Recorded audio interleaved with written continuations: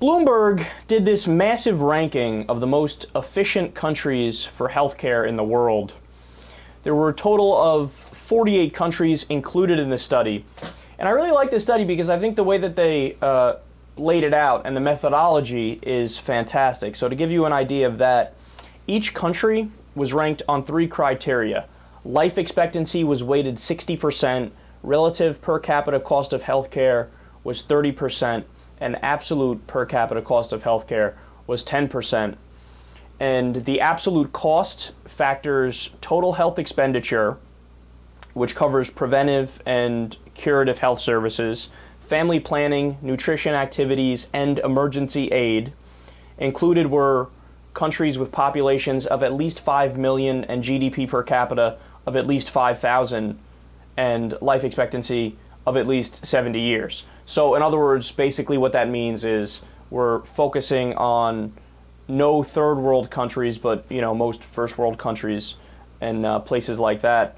And again, the reason why I love this is because I think that's a very, very, detailed methodology, and we can get a good idea of what actually is the most efficient healthcare systems that we have in the world. So, where does the United States rank out of the 48 countries? 46th.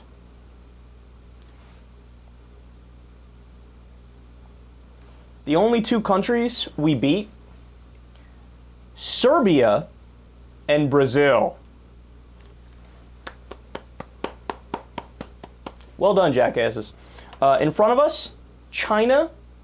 Nice, communist dictatorship that's really like, a capitalist oligarchy / kleptocracy.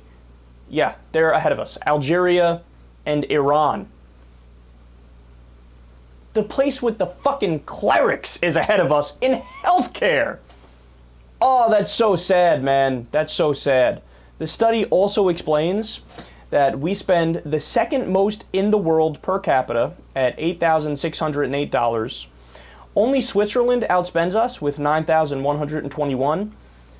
But they actually have some of the best quality healthcare with that. We don't. So they spend all this money, but they get results. We spend all that money and we don't. The most important line in the study, quote, "So what can the U.S. learn from the many countries that get more bang for their healthcare buck? The unifying factor seems to be tight government control over a universal system." They couldn't be more clear, man. That is crystal clear.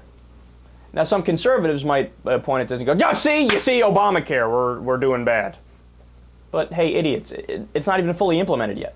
It gets fully implemented in 2014. In fact, the key provisions don't kick in until 2014, so that's not an accurate way of looking at it.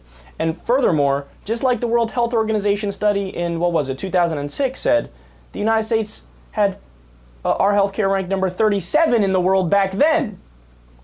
Look, the issue could not be any more black and white than it is.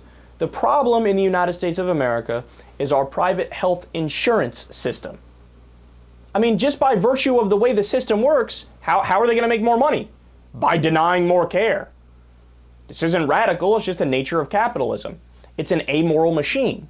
But the problem is that in healthcare, that's a field where you can't have an amoral machine. You can't have the profit motive involved. Because if you have to deny little Teddy a kidney transplant because you got to make a couple extra bucks, that's a really perverse incentive. Other countries have figured this out. We have not figured this out. I mean, we have 45,000 people that die every year because they don't have access to basic health care in the U.S. Millions of people who are uninsured or underinsured. This is not okay, man. And all of the empirical data points to one conclusion. We are doing it wrong. It's not that hard to fix this. All you have to do is look at the best system in the world, look at the model they have, in this case it's France, and copy it. Copy it and then actually maybe try to do a couple extra things to actually become #1 in the world. Unlike the conservatives and the Republicans, I'm interested in actually getting there, not just talking about it.